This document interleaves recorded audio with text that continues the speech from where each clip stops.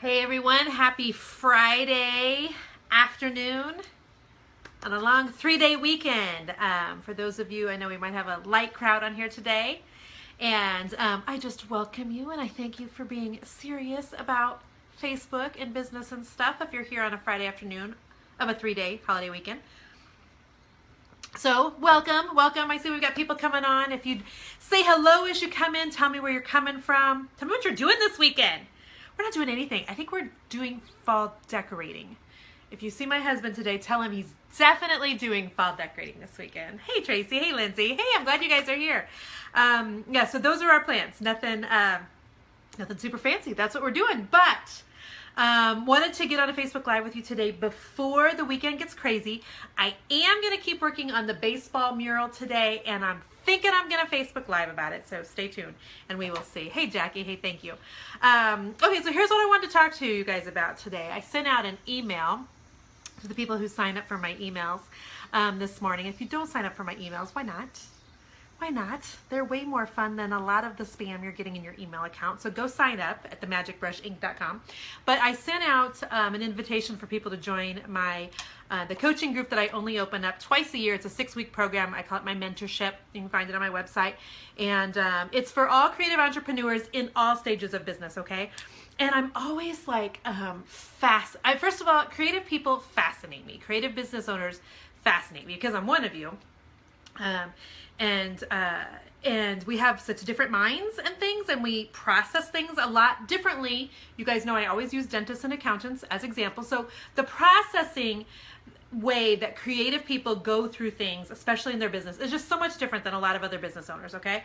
And so so I'm always curious about the feedback I get and the struggles that different creative entrepreneurs are in. And I wanted to talk to you today about one of the things that I do get emails on, and give you guys some tips of how to get past this, okay? So here's what I consider, first of all, a creative entrepreneur. Hey, in Wisconsin.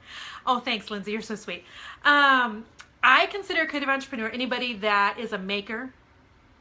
In my house, we say maker, shaker, cookie baker. Okay, so anybody that's a maker, you do jewelry, you do wreaths, you do faux painting, you do cabinet painting, you do furniture painting. You're making anything that you are selling. You're making barnwood signs, you're making chalkboards, what have you, okay, and selling them. Those to me are creative entrepreneurs. And I would also, I guess, group in there like, I don't know, songwriters. What else? Who else could be grouped in there, guys? Songwriters, poetry people. I know they're not called poetry people. Poets, is that the word? What else? You know, people that do pottery, people that do painting. Anyhow, I get a lot of emails and I see a lot of coaching clients, and they come to me with this predicament. I don't know what to do first. I have so many ideas that I don't know what to do first. I want to know if that's any of you on this call, because I want to talk to you. And I'm going to sip my peach tea while I wait. And if you have never had Snapple's peach tea, you are missing out on all of what life's about. That right there is the bomb. Yes, an artist. Yes, a hairstylist, nail artist. Nail artists are so good. They're such good at being creative people. Photographers. Yes, chefs. Yes. Yes, a maker, a shaker, and a cookie baker. Okay, so crochet, quilters. Yes. And I know now that they're not called sewers, because when you type it out, it looks like sewers. They're called seamstresses.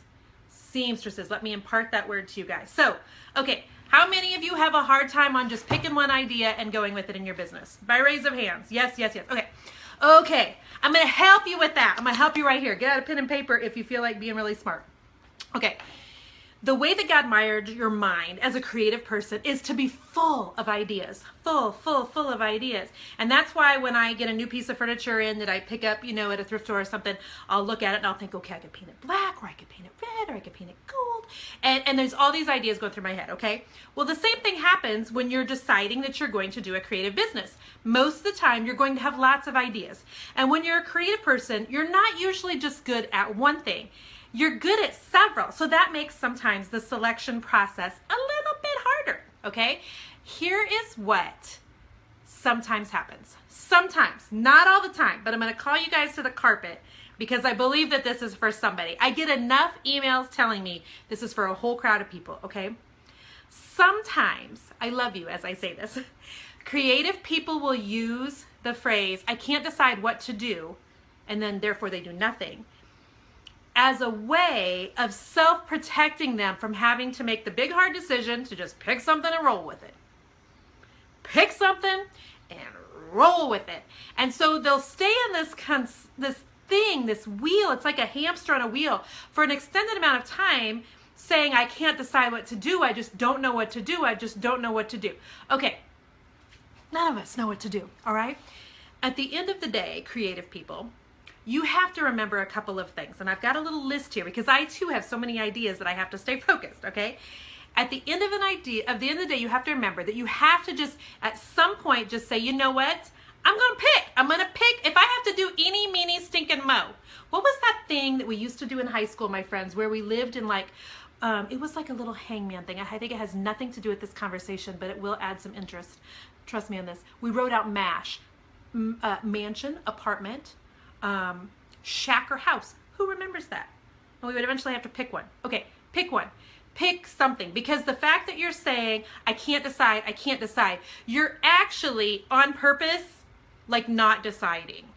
Like, I love you enough to tell you, you're doing it because you're scared to death sometimes if you decide and it's a big fat flop, which we call a BFF, a big fat flop.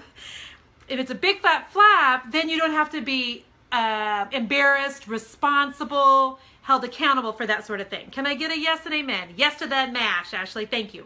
And so, a couple of things to remember, okay? Friends, you're picking something to sell, most of the time online, in a shop, on Etsy, whatever. This is not a permanent decision. This is not like picking out a spouse. There are so few things that you cannot back up from on this side of heaven, okay? So you can back up from this decision. You decide, I'm going to make necklaces. Let me make necklaces, let me sell them on Etsy, and it's horrible, and you decide that was an awful idea, and you'd much rather bake cookies and sell them at the local shop, then go do that. Like, you can switch. You can reverse that crap. Yes, Fab, it's self-sabotage. You can reverse, you can back up, you can switch gears. And the thing is, we think, oh gosh, everybody's gonna know. Nobody's gonna know. Nobody's watching you that close. Nobody's watching me that close. I hope not. I mean, if that many people are watching you that close, they should be watching their own stuff. Okay? You're afraid you're gonna decide something that you're gonna hate or can't undo. Danielle, you can undo everything. Danielle, I love you. Danielle is in one of my coaching groups. You can undo at any given moment. You can undo this, okay? So it's not permanent. The fact that people refuse, because it's really a refusal, to just pick something and start, it really is an act of self-sabotage. It keeps you in this constant state of, you're like in a conundrum. You're like, I don't know. If you just pick and try, you'll know. You'll know if it was a BFF, a big fat flop, and you can back on up, okay? And on the other side of that, you'll know if it was a stinking success, but at least deciding something will help you go somewhere. Now listen, some people just aren't good with decisions. Have somebody else pick for you. I'll pick for you. Join my coaching group if you want. I will pick for you. I have a really good idea of where the markets are heading, of what's going on in the crafting and the DIY and the faux painting industry. Sometimes I'll get to a restaurant and I will be looking at a menu and I'll silently just say to my husband, will you just pick for me? Oh, there's somebody here. It is the UPS man. And momento. Thank you. Everybody say thank you. Thank you. There's 2 UPS men today, so one must be in training. Okay, so we'll get to a restaurant, and don't be scared, Julie. None of this stuff, it's not that big of a deal. I promise you it's not. Danielle, I'll pick for you. In our next coaching class, I will pick for you. Sometimes I just hand the menu to my husband and I say, will you just pick for me? Sometimes somebody outside of our own head can look in and go, you know what? I see that this is what I think that you are much better geared for, or maybe this is the direction that you should go in. And if it's somebody that you trust, go ahead and just attempt that thing. If you don't have a brand new business name, if you don't have like a Facebook page or something, just make sure you're picking a name that could go across a multitude of industries if you're not so certain, okay? So don't say, Christy's Cookies, say Christy's Creations. Does that make sense? That way you're not like pinned into that crap forever. But have somebody else help you pick if you honestly can't. The point is, you got to pick and you got to go. We got to pick and we got to go. Hey, thanks, Sandy. Thank you. Often too, this is what I'll tell people, and I'm looking at my notes so I stay on task. It's saying my broadcast, oh, are you still here? Are you still here? Yes, says Elizabeth. Okay, good, because it said that my broadcast got weak. Here's a couple of factors I want you to consider if you feel like you're capable of making your own picking decisions, which you should be, okay? Number one, look at what the market is saying right now is super duper hot. Look at what other people are having really great success at.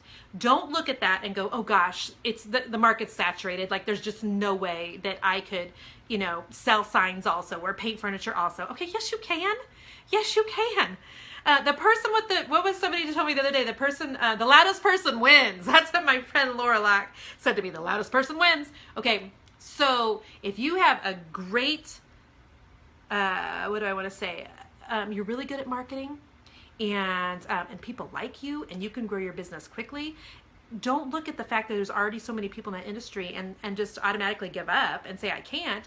I mean, your other option is sitting in a cubicle that you hate from 9 to 5 every day for the next 40 years. I mean, for the love. Can somebody say that they don't want to do that? Erica, you find my coaching group. We do a monthly group at themagicbrushink.com. In my inner circle, go to the top under training and find inner circle, and that's every month. My 6-week-long mentorship, which is all about head stuff, all about why people who are creative people struggle in business. That starts in 2 weeks, so go to my website and look up the word mentorship and you'll find it. I'll even put a link, I'll put a link in it when I get off this video. But look at what the market says is hot, okay? Those are gonna be great ideas. Temper that with, what do you love? What do you love to do? What are you just so passionate about? And you know, if you absolutely love to crochet socks, I mean, with everything in you, you love to crochet socks. You love it, but you just don't see that a lot of people are buying crocheted socks, then those two are probably not intersecting at a good point for a business, okay? But maybe you could crochet something else, or maybe you could do something kind of along the lines of. So figure out where the stuff that you are super passionate about and the super stuff that you love to do, because instinctively that is the stuff you will have success at, I promise you. Hey Kara, yes, decorate houses Ashley, yay! The address, Karen, is themagicbrushink, that's inc.com/mentorship is my 6 weeks class that starts in 2 weeks. 2 weeks. And so, oh, baking, yay Geneva, I'm so glad other people like to bake. I don't like to bake. I like to eat when my husband bakes. But anyway, okay. And so what I wanted to tell you is, I'm getting back to my notes. The Achilles tendon for most of us creative people is that we have so many ideas that sometimes it's hard to get out of our own head, okay? On the other side of that, our secret sauce is that we always have ideas. So if you attempt one and it's really not going that well, you can always shift, because let me tell you something, you are never going to lack ideas in your business if you are truly creative. You will always have way more ideas than you have time, energy, money, resources for. Always, always, always. I mean that with everything in me. And so I just encourage you guys, and I would love to see if you guys have any questions here that I could help you. Fab, can I put this on Facebook? I am on Facebook. I'm on Facebook right now. And I would love to take some questions from you. Joy says, you're so bored with what you're making, you want to move on to something new. Then do. Absolutely. Joy, when you start feeling like, oh, for the love, if I have to talk about, you know, XYZ one more time, start doing other stuff also. Creative people get burned out so easy. You love creative writing, Danielle. Yay! Be a ghostwriter. We have people in our coaching group, Danielle, you know that. They were asking the other day, if you are really good at writing, you could be a ghostwriter for people that need ghostwriters for their blogs. Amen. Oh, fab. Yes, I will. I'll put the link in here. It's themagicbrushink.com/either mentorship or inner circle. One's 6 weeks, one's every month. Sandra, I'm so glad this is what you needed to hear. Oh my goodness. Yes, Christy. A photographer would be a perfect fit for my coaching class. Yes. Yes, Ruthie, you're never stagnant, girl. You're moving and shaking. I was looking at some of your designs on your Facebook page the other day, girlfriend. I don't think you have to have any money saved up, Erica.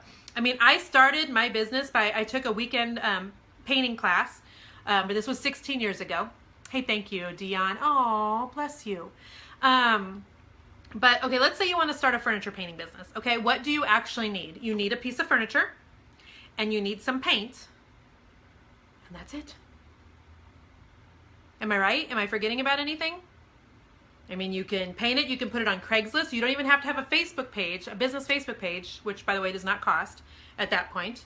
If you want to go ahead and be professional right from the beginning and put your stamp of, I'm serious about this on it, go get everything registered with the state. You go to somebody that does your accounting or your taxes or whatever, have them register everything. If you want to hold your own self accountable, because this is the thing, we know ourselves. We know ourselves.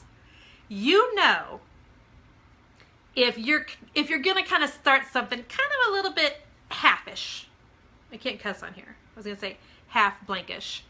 If you have a hard time giving 100% to something and going all in, that. So sometimes, in order to kind of trick the way our creative brains work, we have to kind of put ourselves in situations where it's sink or swim. If you really want to hold your own self accountable, get a Facebook page with the name of your creative business going. Tell people that you just started it. Go register the name with the state and watch yourself. You'll fall in line quickly behind your own decisions. I promise you that. Because it makes everything so much more real when you say to people, I'm doing XYZ. I'm doing XYZ. You have had a struggle narrowing down your main focus, Tracy says. There's so much that you want to do. Tracy, go back to the beginning of this. I just missed your question. Darn it. Let me see if I can go back. There is so much that you're into and love doing. Picking one path to follow is hard. It's not hard at all, Tracy. Eeny, meeny, miny, moe, that crap. And I mean it. Like, pick something that the market says is hot, that other people are selling. Pick something that you love. You probably love many things because it sounds like you're a creative entrepreneur. But you have to start somewhere and go, or you will sit in that monkey wheel or hamster wheel or whatever animal that is forever because you're not picking anything. You're not picking anything. It is a step of faith, Ruthie. It's a step saying, you know what, Lord, I don't know what the heck I'm doing. I'm just going to pick something and go. And he will honor those steps and he will slightly adjust you in the way that you really need to go if you will just be honorable and do what you're supposed to do in the season that you're in today. Yay, Casey just rebranded and said it was the best decision. We're talking about branding this month in my small group coaching session. Super excited about that. Oh, I'm so glad you needed this, Jessica. Yay. Yay, yay, yay. I'm so glad. I'm so glad. Take the next right step. And you know what? It doesn't even have to be the right step. It just has to be a step. Because sometimes you'll land on a landmine and you're like, oh no, that was wrong. And you can back right up, okay? And shift slightly elsewhere. If you can sell bourbon cupcakes in a jar, you can do anything. Brooke, tell me about bourbon cupcakes in a jar. That sounds good. Stephanie, hey, thank you. I used my time iron today. Look at my last post because they're having a sale on them this weekend. And there's a coupon code you can use to get like free shipping and a free gift if you buy one. Awesome, Cara. All of those things, being a hairdresser, a crafter, and a furniture painter, they all line up. They're all very creative. I've had so many hair and nail people come to work for me over the years, and I absolutely love it because they're very attentive to details. They're very good at speaking with my clients because they're already used to talking to clients. They're really great with color. Nail people make amazing, amazing creative entrepreneurs. Hey, thank you, Charlene. You're awesome. All right, guys. Danielle, start your writing then, girl. Start writing. Do the accounting on the side if you have to. Loyalty cards. I don't know what that is, Nikki. What's a loyalty card?